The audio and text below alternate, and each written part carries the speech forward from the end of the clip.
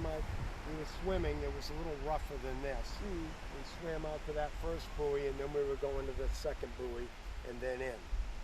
I breathe on my right side. They breathe on their left, so they were on the inside of the buoy, and they, because of the day before with the sightings of the great white, they were in a little narrower. Me being too cocky and shouldn't have been, I was swimming outside because I've never seen one and still haven't.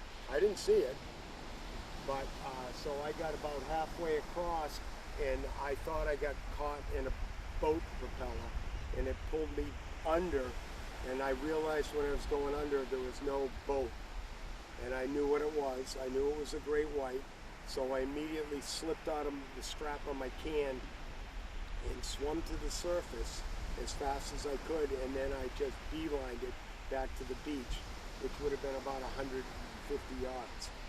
Like, you've been a lifeguard for 55 years. Yeah. Has this ever happened to you before? No, I still haven't seen a shark.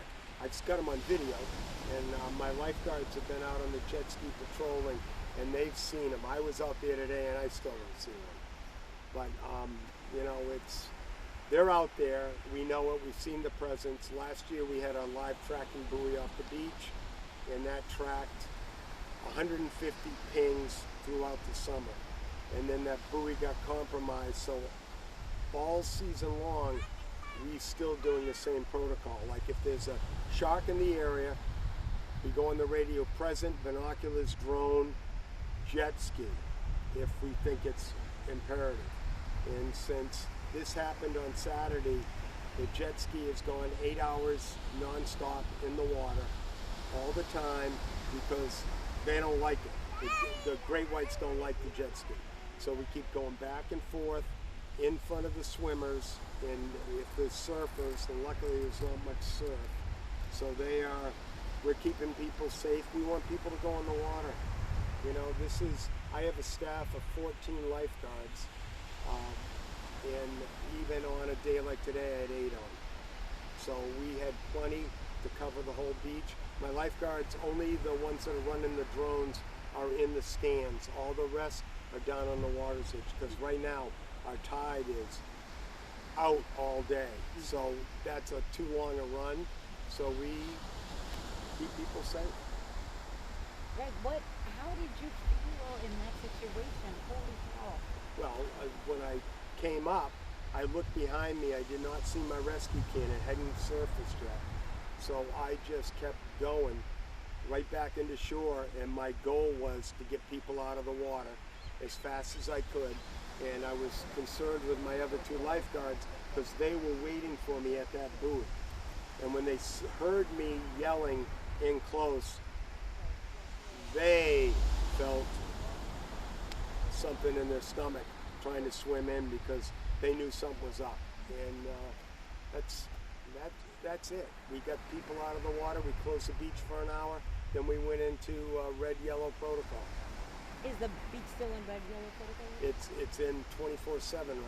Oh, gotcha. I see. don't take the flag down. Normally it goes down at night, and we keep it at yellow. But with everything that's been going on, we want to keep the beach open. I don't want to close it because people want to enjoy their summer. And it's like, this is surf camp down here. They're going in again. They have a drone down there. I gave them permission to use their own drone so that they can keep their people safe. And that's our number one goal, is safety. Now, I know you're like an expert, but were you scared? Were you like, what? No, believe me, I'm not going to swim the buoys again this summer. I'm not going to be that foolish. I'm stubborn, but I'm not going to be that foolish. When I go for a swim, I won't go out probably past my chest level, and I'll swim down and back. And, I'll get my swim in, but I'm not going to take a chance. And, I've taken it once. I'm not going to take it twice. It's pretty remarkable that you outsmarted the shark. I mean, it was pulling you. Well, look, this color, my lifeguards, there's a story out there about a surfer that had a yum yellow cord for his leash. The sharks looked at this like it's a striper. because this is yum yum yellow. Should have used a red one. Maybe it wouldn't have gone for it. I think it thought this was a striker. Is this where it chewed on? Is this where the shark chewed on the blue? Yeah, it you know, see, it didn't go after the can. It grabbed on the line. And if you, I'm not saying it didn't slide down later, but when you watch how the buoy is and how you wear it like this, okay? When I stretch it out and I'm laying down, you got about 3 feet between that and the buoy. So my flippers were close. And the amount of force that pulled me under, I've never felt anything like that. Never. So that's all I can describe it. I know some of the experts have questioned it, and I said, fine, you know, I'm not the one that released this. The people on the beach are the ones that made the fun.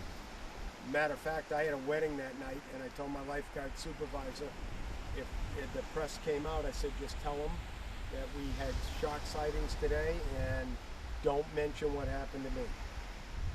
So, but the people on the beach saw this thing come flying back up out of the water. So he or she had brought it down to the bottom. What, can you describe just like again, like what it was like getting pulled under and grabbed and all? Well, I wasn't in a panic mode. I thought I was caught in a propeller. And as soon as I realized that it wasn't, I knew what it was. I said, I gotta get out of here. I got one chance, and I slipped that thing off as fast as I could, and I swam to the surface, and I just beelined it for the shoreline. And that's it. And yeah, I thought about it. It hasn't kept, I've slept well, but it's made me rethink some of the things I do. What's your message tonight? Just, you still can have fun at the beach, but play it safe. People that go out and, first off, they should be swimming at a lifeguarded beach. If you're not, then you've got to be really safe. But listen to what they say, and don't swim. You swim in distance, stay close to shore. You don't need to go out into the deep water. You're asking for trouble. You know, it's like if there was a triathlon this week, I wouldn't be in it because I'm not swimming out there right now. So. Have you processed how scary this was? Oh yeah. You know, it's we have water rescue dogs on the beach. I have 3 dogs that are lifeguards, and I got a 4th that's a puppy. Yeah, it's, you know, it's like I was saying to myself, who's going to take them if I'm gone? You know, it's like I was thinking of them more than me. So. Did you think you were a goner? I was worried on the swim end because I didn't know if that thing was following me, and I know I can't outswim it. I thought believe me, I was swimming faster than I ever did, but I did not know. You time, the clock stops. You think you're making a lot of headway and you're not. And when I could finally touch and get the flippers off and start walking in, I was just screaming at people to get out of the water because I didn't know where that thing was. So. And yet you live to tell the tale. I do. One more day. Do you believe in like heaven, that someone was looking out for you? Well, yeah, well my theme song is Hotel California. You can check out anytime but never leave. So the shark knew that I needed to be staying at this beach. I'm going on that story. There you go. Thank you, Greg. You're welcome. Appreciate it, guys. Yep.